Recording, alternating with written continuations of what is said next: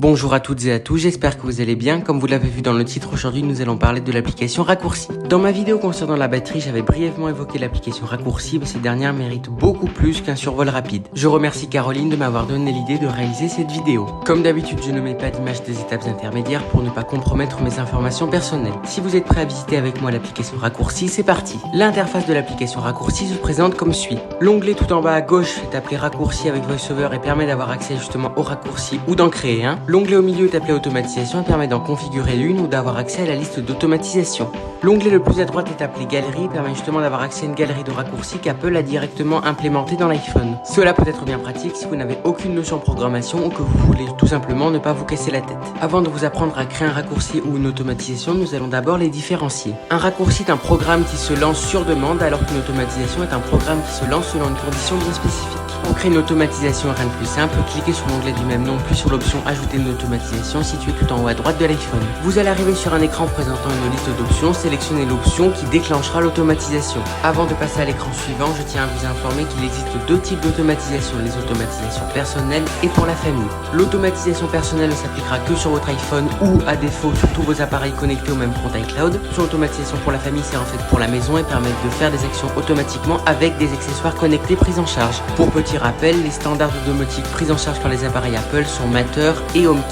Ce dont je vais vous parler maintenant s'applique à deux types d'automatisation, en tout cas la logique est la même. Après avoir été longuement interrompu par moi-même, je reprends. Après avoir choisi le paramètre déclenchant l'automatisation, peaufinez-le sur le nouvel écran qui vient d'apparaître. Si vous avez une automatisation avec pour condition de déclenchement une heure précise, utilisez le sélecteur d'heure et ainsi de suite. Avant de passer à la suite, n'oubliez pas de cocher l'option exécuter automatiquement car sinon l'automatisation ne sera pas automatique et donc ça casse complètement le principe de l'automatisation. Une fois ceci fait, cliquez sur suivant en haut à droite et un nouvel écran va s'afficher. Cet écran va vous permettre de choisir là où les actions qui seront exécutées une fois la condition de l'automatisation remplie. Pour ajouter une option rien de plus simple, cliquez sur l'une des actions proposées ou alors faites une recherche et sélectionnez ensuite l'option ajouter au raccourci une fois l'action sélectionnée.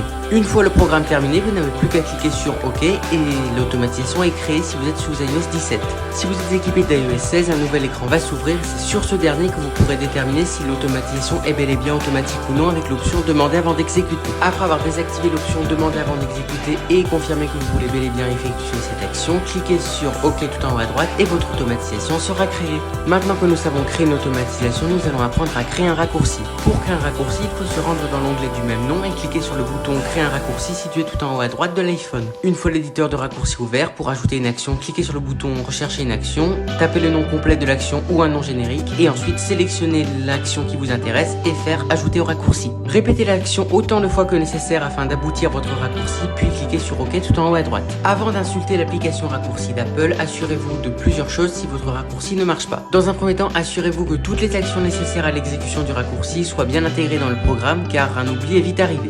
Si toutes les actions sont bel et bien présentes, assurez-vous qu'elles sont dans le bon ordre. Enfin, si les actions sont bel et bien dans le bon ordre et que toutes les actions nécessaires selon vous sont disponibles, assurez-vous d'une dernière chose. Dans le cas d'un raccourci vous permettant de retourner quelque chose à la fin du processus, comme par exemple un fichier audio à partir d'un texte, assurez-vous que l'option afficher le résultat soit bel et bien présente dans votre raccourci.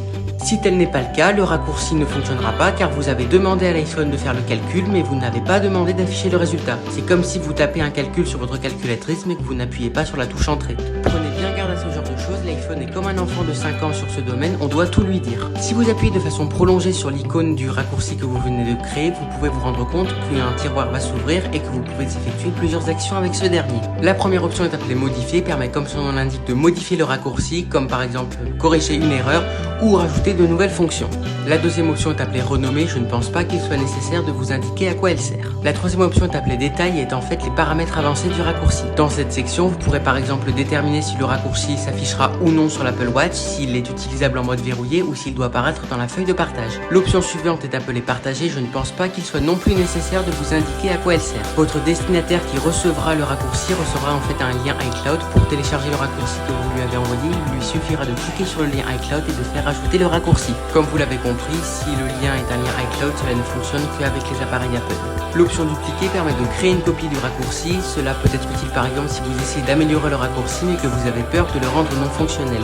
Une copie sûre vous permettra de revenir à la configuration initiale si vous avez fait des bêtises. L'option déplacer vous permet de déplacer un raccourci vers un dossier qui est déjà créé ou vers un dossier que vous créerez vous-même. Enfin, je ne pense pas qu'il soit non plus nécessaire de vous indiquer à quoi sert la dernière option appelée supprimer. Je tiens juste à vous dire qu'une suppression est définitive et irréversible. A noter qu'un raccourci peut fonctionner sur votre iPhone et votre iPad mais pas sur votre Mac, tout simplement parce que certaines actions sont compatibles avec l'iPhone et l'iPad mais pas forcément avec le Mac et inversement. Maintenant que nous savons utiliser l'application raccourci, nous allons nous rendre dans les réglages puis dans la section raccourci pour régler quelques paramètres concernant l'application. La première option est appelée position et permet de savoir si l'application raccourci a accès ou non à votre position. Ça sera à vous de le déterminer ou pas. La deuxième option est appelée synchronisation iCloud et permet de synchroniser les raccourcis entre vos différents appareils via iCloud. La troisième option est une option de sécurité, elle est appelée partage privé et permet d'autoriser la réception de raccourcis uniquement depuis vos contacts. Un des paramètres que nous allons explorer se trouve dans la section avancée des réglages de raccourcis. La première option est appelée autoriser l'exécution de scripts et permet de savoir si les raccourcis de votre application ont le droit d'exécuter des scripts dont notamment script SSH et Java.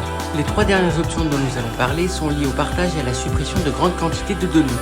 La première option est appelée autoriser le partage de grandes quantités de données permet de savoir si le raccourci a le droit de partager vers une autre source de grandes quantités de données. Je ne peux pas vous donner de taille en mégaoctets car Apple ne précise pas ce que constitue une grande quantité de données. La deuxième option est appelée supprimer sans confirmation permet de savoir si le raccourci a le droit de supprimer un élément de l'iPhone sans vous en avertir. La troisième option est appelée autoriser la suppression de grandes quantités de données permet de savoir si le raccourci peut supprimer de grandes quantités de données sans que l'on sache toujours ce que constitue une grande quantité de données. Cette vidéo est à présent terminée. Si vous l'avez aimée, n'hésitez pas à la liker, à la commenter, à la partager et à vous abonner. Si vous avez des suggestions, des questions, des remarques, les commentaires sont là pour ça. Moi je vous dis à bientôt, ciao.